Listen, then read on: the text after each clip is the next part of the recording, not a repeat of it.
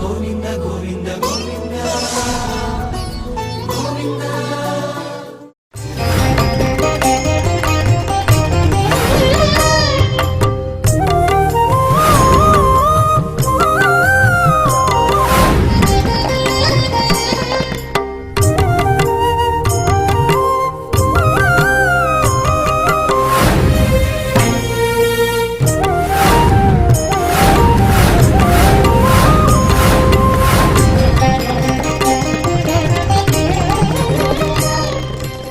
ఓం నమో వెంకటేశాయ.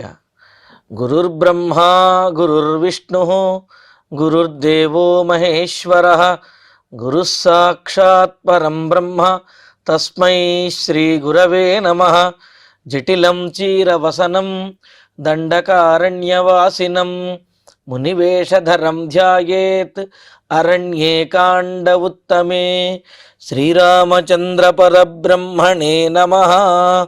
అథ శ్రీమద్ రామాయణే ఆదికావ్యే అరణ్యకాండే అష్టాదశ సర్గః. సమృద్ధార్థస్య సిద్ధార్థ ముదితామలవర్ణిని ఆర్యస్య త్వం విశాలాక్షి భార్యా భవయవీయసి. పర్ణశాలలో అక్కడ కొలువు తీరు ఉన్నటువంటి సీతారాములను, అందులోనూ రామచంద్రమూర్తిని చూచి మోహించినటువంటి కామించినటువంటి శూర్పణఖ రాముడిని కోరితే, రాముడు నేను కాదు, నాకు వివాహమైనది, పైగా భార్య కూడా నాతో పాటే ఉన్నది, కావున నేను మరొక స్త్రీని స్వీకరించలేను. నీవు కూడా ఇంతటి ఆత్మాభిమానం కలిగినటువంటి నీవు సవతిగా ఉండడానికి నీ మనస్సు కూడా అంగీకరించదు.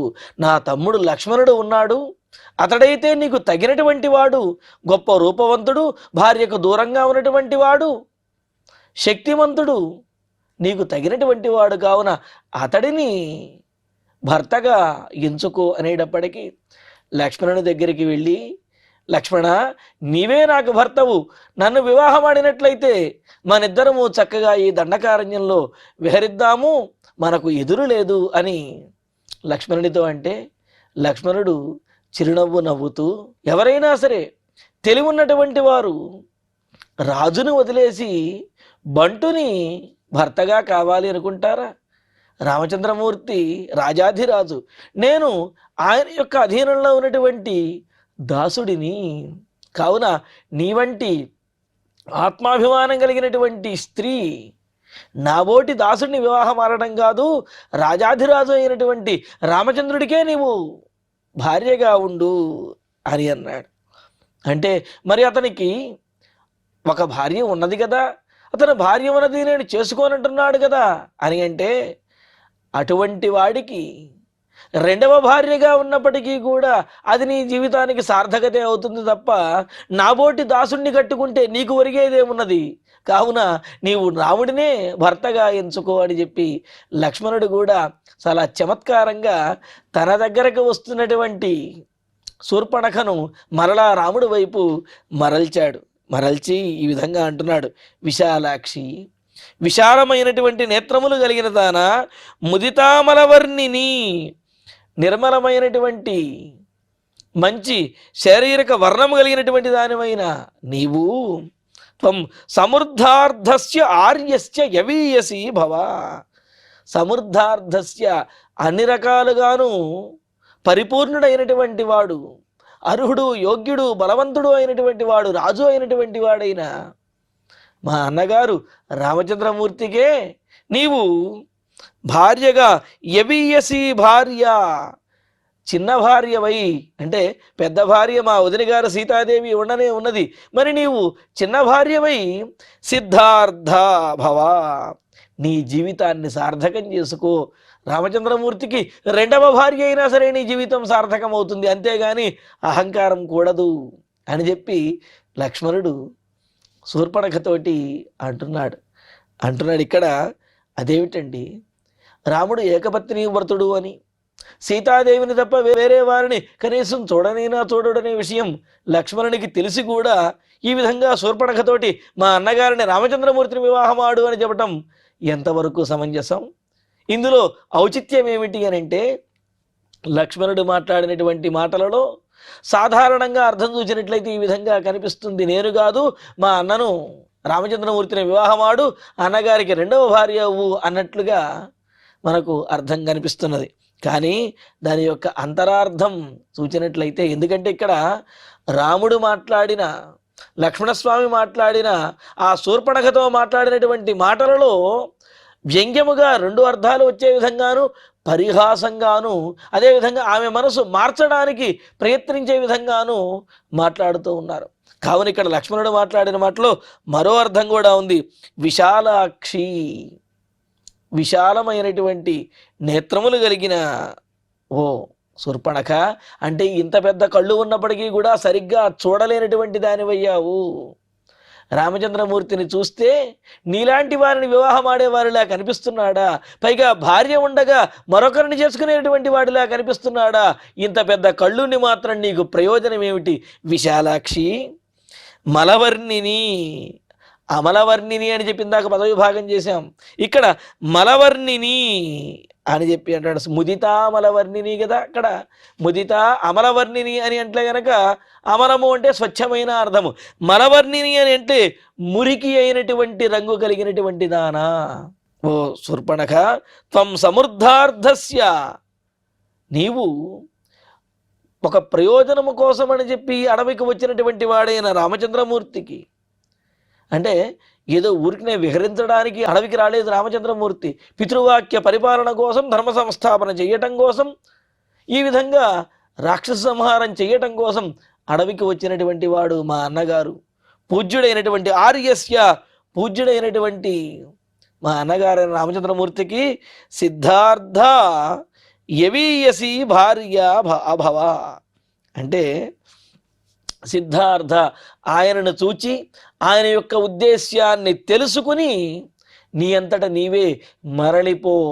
అంటే సిద్ధార్థ అంటే ప్రయోజనము, లేకపోతే అక్కడ ఉన్నటువంటి వచ్చేటటువంటి ఫలితము తెలుసుకుని, అంతేగాని అన్నగారి దగ్గర ఆటలాడినట్లయితే అది ప్రాణాంతకం అవుతుంది. తస్మాత్ జాగ్రత్త. కావున మా అన్నగారి గురించి తెలుసుకున్నటువంటి దానివై ఆయనతో కనుక విరోధం పెట్టుకున్నా, లేకపోతే ఆయనకి ఇష్టం లేకుండా ఆయన కామించినప్పటికీ కలిగే ఫలితాన్ని తెలుసుకున్నటువంటి దానివై, అముదిత, సంతోషము లేనటువంటి దానివై, యవీయసి భార్య భవ, రెండవ భార్య అవ్వాలి అని ఏదైతే అనుకుంటున్నావో ఆ విధమైనటువంటి ప్రయోజనమేమీ లేకుండా యవీయసి భార్య అభవ, నీవు అతనికి రెండవ భార్యవు కూడా కాలేవు. మొదటి భార్యవే కాదు, రెండవ భార్యవు కూడా నీవు కానే కాలేవు.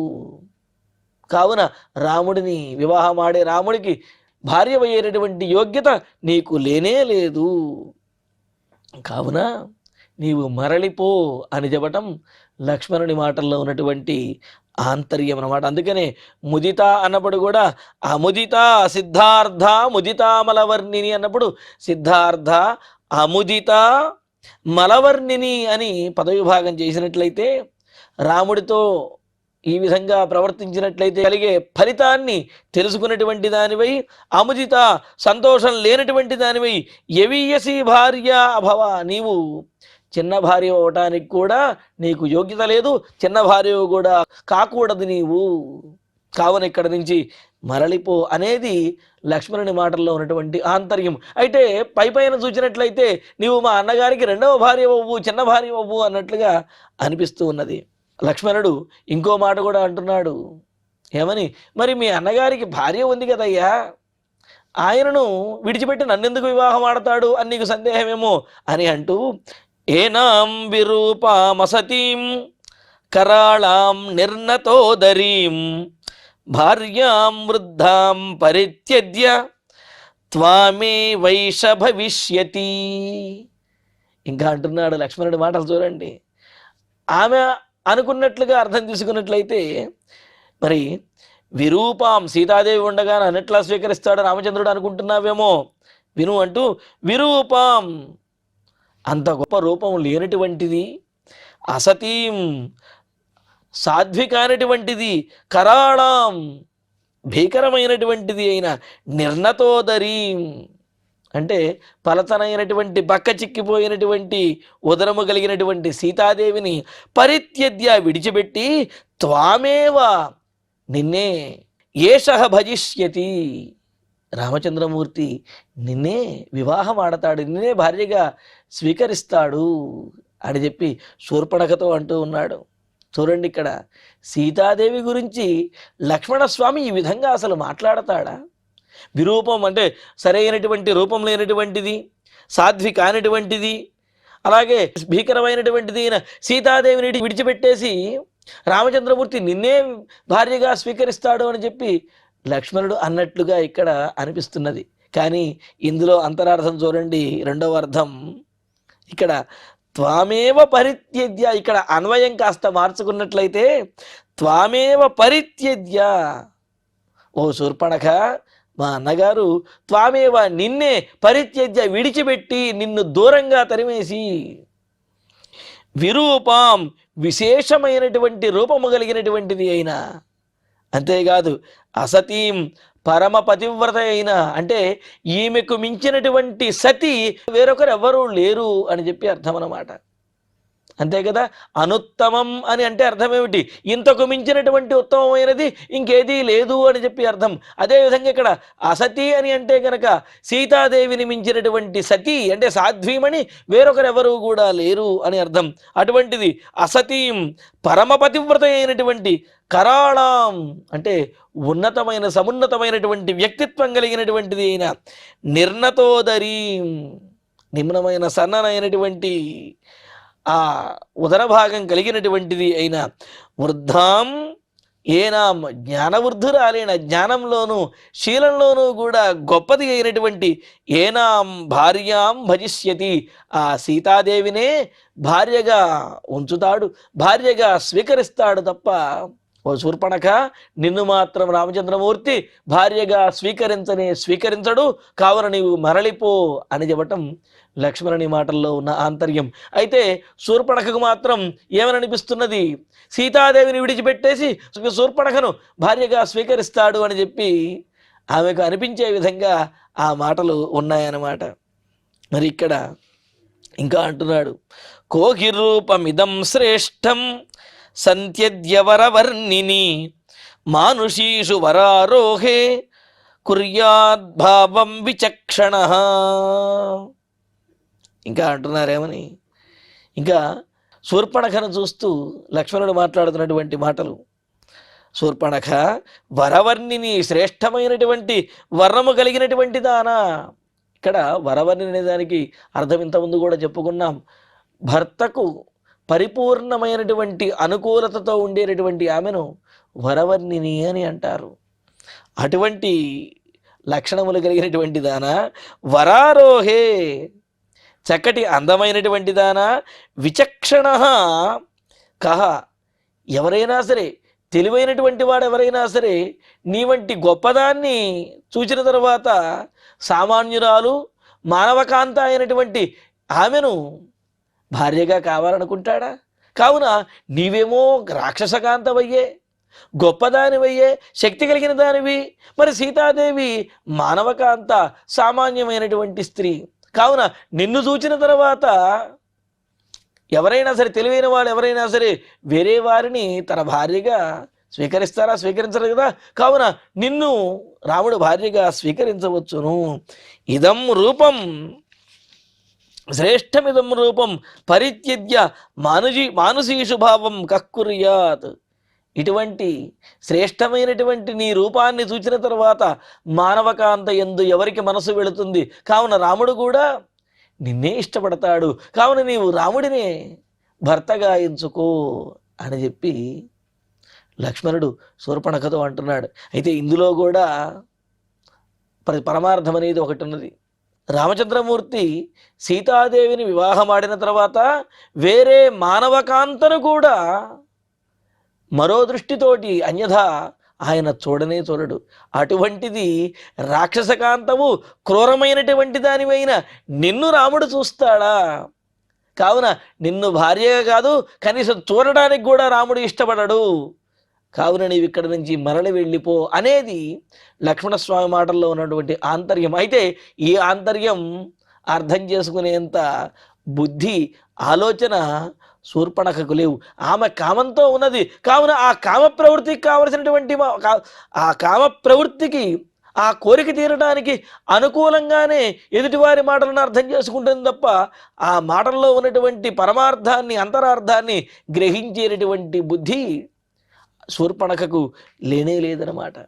మరి ఈ విధంగా లక్ష్మణస్వామి చెప్పేటప్పటికీ సీతాదేవిని విడిచిపెట్టేసి ఈమెను వివాహం ఆడతాడు అని, లేకపోతే ఆమె మానవ కాంతను రాక్షస స్త్రీవి కాబట్టి గొప్పదానివి అని చెప్పి అని ఈ విధంగా అర్థం చేసుకున్నటువంటిదై ఇతి సా లక్ష్మణేనోక్త కరాళ నిర్ణతోదరి మన్యసే తద్వచస్తథ్యం పరిహాసా విచక్షణ.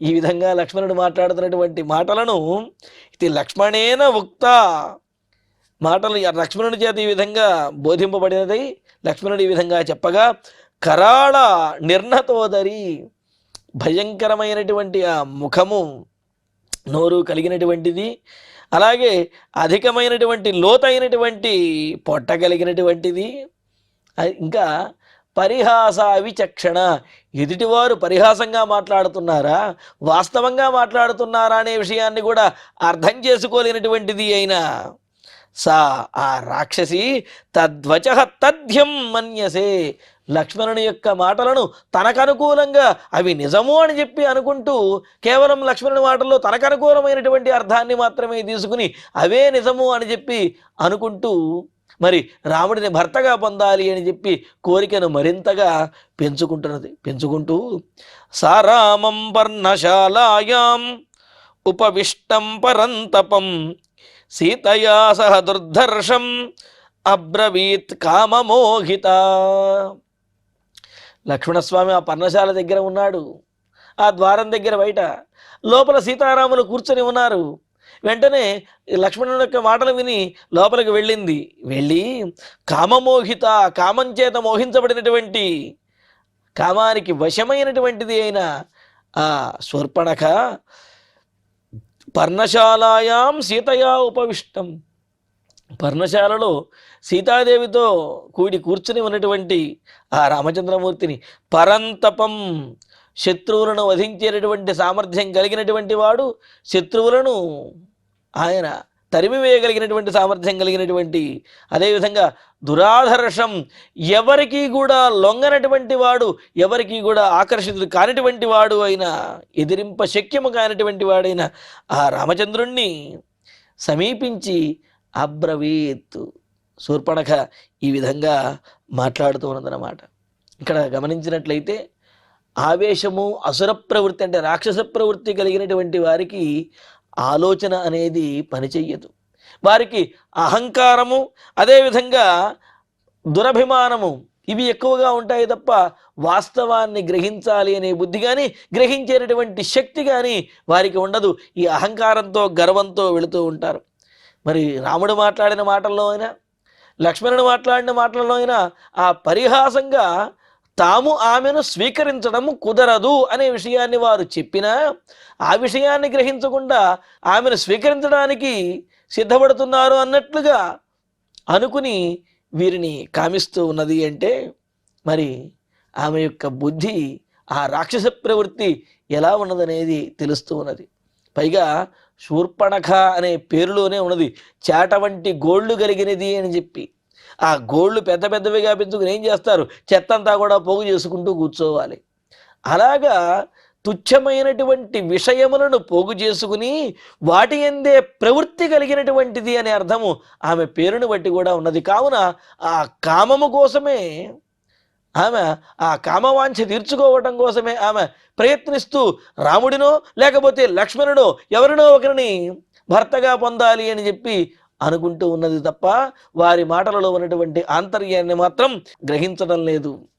గ్రహించకుండా ఇంకా రాముడితోటి ఈ విధంగా అంటున్నది, ఏనాం విరూపామసతీం కరాళాం నిర్ణతోదరీం వృద్ధాం భార్యామవష్టభ్య మాం నత్వం బహుమన్యసే. రామా, నాకు భార్య ఉన్నది, వేరే వారిని స్వీకరించను అని కదా నీవన్నావు. ఏమిటయ్యా నీ ఆలోచన? విరూపాం అసతీం కరాళాం నిర్ణతోదరీం వృద్ధాం.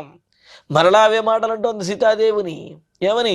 వికారమైనటువంటి రూపం కలిగినటువంటిది, అలాగే పెద్ద నోరు, భయంకరమైనటువంటి నోరు కలిగినటువంటిది, బక్క చిక్కిపోయినటువంటి ఉదరభాగం కలిగినటువంటిది, ముసలది అయినటువంటి ఈ సీతాదేవిని భార్యగా స్వీకరించి, భార్యగా ఆమెను అవలంబించి అంగీకరించి, మరి మాం త్వం నా బహుమన్యసే, నన్ను నువ్వు తక్కువగా అనుకుంటున్నావు. సీతాదేవితో పోల్చినట్లయితే అన్ని విషయాల్లోనూ నేను చాలా గొప్పదానిని. ఆమెను నీవు భార్యగా ఉంచి నన్ను దూరం చేసుకుంటాను, నన్ను భార్యగా గ్రహించును అంటున్నావు రామా. ఇది వివేకము కాదు అని చెప్పి శూర్పణఖ రాముడితో అంటూ, మరి ఆమె ఉన్నదనే కదా నన్ను గ్రహించనంటున్నావు, కావున ఆమెను అడ్డు తొలగించినట్లయితే నీవు నన్ను భార్యగా స్వీకరిస్తావు కదా అని చెప్పి అంటూ, అద్యేమాం భక్షయిష్యామి పశ్యతస్తవ మానుషీం త్వయా సహ చిరిష్యామి నిస్సపత్నా యథా సుఖం. నన్ను భార్యగా స్వీకరించడానికి ఈమె కదా అడ్డు, కావున అడ్డు తొలగించేస్తాను అంటూ, అద్య ఇప్పుడే, ఈ రోజునే, తవ పశ్యత నీకంటి ముందే నువ్వు చూస్తుండగానే, ఇమాం మానుషీం భక్షయిష్యామి, ఈ మానవకాంత అయినటువంటి సీతాదేవిని నేను చంపి తినేస్తాను. అప్పుడు మనకు అడ్డుండదు, కావున మనం చక్కగా భార్యాభర్తలం అవ్వచ్చు అంటూ, నిస్సపత్ర, ఇంకా అంటుందామె, సవతులు లేకుండా నీకు నేను ఒక్కదాన్నే భార్యనయ్యి చక్కగా మన ఇద్దరం విహరించవచ్చు అంటూ, త్వయా సహ యథాసుఖం చరిష్యామి. ఆమె ఉన్నట్లయితే నేను రెండో భార్యను అవుతాను, సవతి కలిగిందాని అవుతాను. కావున ఆ సీతాదేవిని తొలగించేసినట్లయితే నేను నీకు ఏకైక భార్యనవుతాను. ఆ విధంగా మనిద్దరము కలిసి ఈ దండకారణ్యంలో సంచరించవచ్చును, విహరించవచ్చును. కావున ఇప్పుడే సీతాదేవిని వధించి ఆమెను భక్షించేస్తాను అంటూ, ఇత్యుక్త్వా మృగశాపాక్షి మలాత సదృశే క్షణ అభ్యధావత్ సుసంక్రుద్ధ మహోల్కారోహిణీమివా. ఈ విధంగా శూర్పణఖ రాముడితోటి పలికి ఆవేశంగా, ఇతి ఉక్త్వా అలాత సదృశే క్షణ, ఎర్రనైనటువంటి నేత్రములు కలిగినది, అంటే నిప్పి కణకణములు అంటారు కదా, కొరివి అని చెప్పి, అలా నిప్పు కొరివిలాగా, మంట లేకుండా నిప్పు కొరివి ఏ విధంగా అయితే ఎర్రగా కనిపిస్తుందో అలాగా ఎర్రనైనటువంటి నేత్రములు కలిగిన ఆమె, మహోల్క, ఇంకా సుసంక్రుద్ధ, చాలా కోపంతో రాముడిని భర్తగా స్వీకరించడానికి సీతాదేవి అడ్డు ఉన్నది కావున సీతాదేవి మీద చాలా కోపంతో, మహోల్క రోహిణీమివా, రోహిణీ నక్షత్రం మీద పెద్ద ఉల్క కనుక పడినట్లయితే ఆ రోహిణిని ఆక్రమించి ఏ విధంగా అయితే పడగొట్టే విధంగా ఉంటుందో, అదేవిధంగా సీతాదేవి మీద రాక్షసి అయినటువంటి శూర్పణఖ ఆమెను ఆక్రమించడానికి, ఆమెకు హాని చేయడానికి సిద్ధపడి ఆవేశంతో ఆమె మీద దాడి చేయడానికి వెళుతూ, అభ్యధావతు, ఆమె మీదకి పరిగెత్తి వెళుతూ ఉన్నదన్నమాట.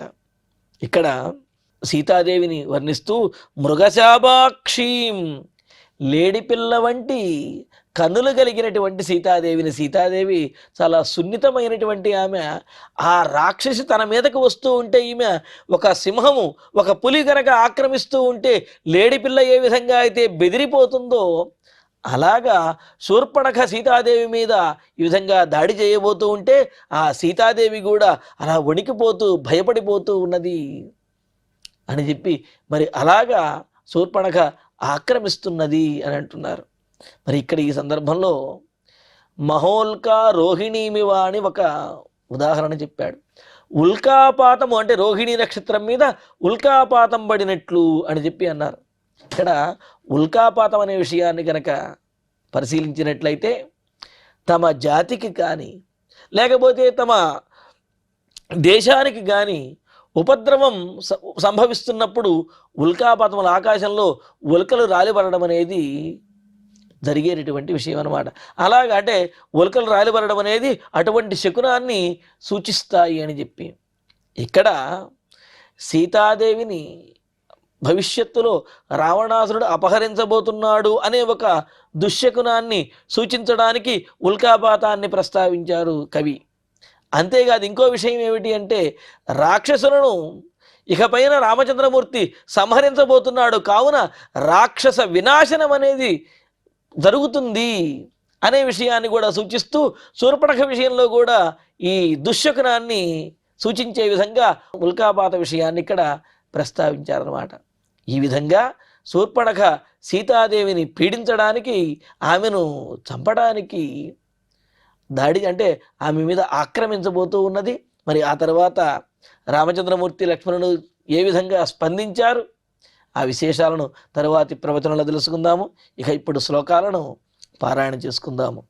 సమృద్ధార్థస్య సిద్ధార్థ ముదితామలవర్ణిని ఆర్యస్యత్వం విశాలాక్షి భార్యా భవయవీయసి ఏనాం విరూపామసతీం కరాళాం నిర్నతోదరీం భార్యాం వృద్ధాం పరిత్యజ్య త్వామేవైష భజిష్యతి కోహి రూపమిదం శ్రేష్టం సంత్యజ్య వరవర్ణిని మానుషీషు వరారోహే కుర్యాద్భావం విచక్షణః ఇతి సా లక్ష్మణేనోక్త కరాళా నిర్నతోదరీ మన్యసే తద్వచస్తథ్యం పరిహాసా విచక్షణా సారామం పర్ణశాలాయాం ఉపవిష్టం పరంతపం సీతయా సహ దుర్ధర్షం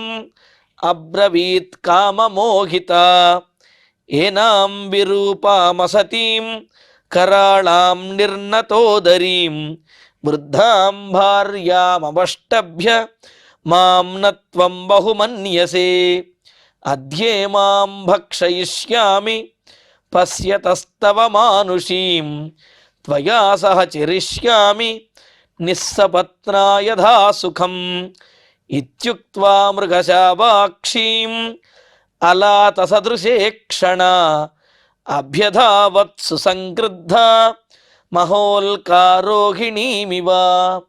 ఇత్యార్షే శ్రీమద్ రామాయణే ఆదికావ్యే అరణ్యకాండే అష్టాదశ సర్గే అష్టౌ శ్లోకాః. ఇక ఇప్పుడు క్షమాప్రార్థన మంగళాంతంగా ఈ కార్యక్రమాన్ని పరిపూర్ణం చేసుకుందాం. యదక్షరపదభ్రష్టం మాత్రాహీనం తు యద్భవేత్ తత్సర్వం క్షమ్యతాం దేవ నారాయణ నమోస్తుతే. కాయేన వాచా మనసేంద్రియైర్వా బుద్ధ్యాత్మనా వా ప్రకృతే స్వభావాత్ కరోమి యద్యత్ సకలం వరస్మై నారాయణాయేతి సమర్పయామి. శ్రియః కాంతాయ కళ్యాణ నిధయేర్ధినాం శ్రీవేంకట నివాసాయ శ్రీనివాసాయ మంగళం.